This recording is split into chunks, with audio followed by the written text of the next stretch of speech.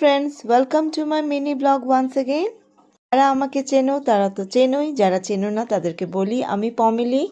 যারা নতুন আছো তাদেরকে আমার এই ছোট্ট ব্লগ দেখার জন্য অনেক অনেক অনুরোধ রইল। বেবি কর্নগুলোকে ছোট ছোট পিস করে কেটে নিলাম। কিছুটা কাটাকাটি করার পর আমি আমার রান্নাতে চলে গেছিলাম। তো ছেলেকে বললাম কি একটুখানি হেল্প করে দে, তো ও কিন্তু খুব ইন্টারেস্ট নিয়ে এটাকে কুচি কুচি করে কেটে দিল।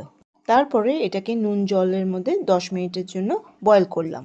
তারপরে বয়েল করা কর্নগুলোকে আমি ম্যারিনেট করে নিয়েছিলাম আদা, পেঁয়াজ, রসুন, জিরে বাটা, হলুদ, নুন আর একটা ডিম ফেটিয়ে ম্যারিনেট করে রেখেছিলাম। সেটাকে গরম তেলের মধ্যে পকোড়ার মতো ফ্রাই করে আলাদা করে নিয়েছি।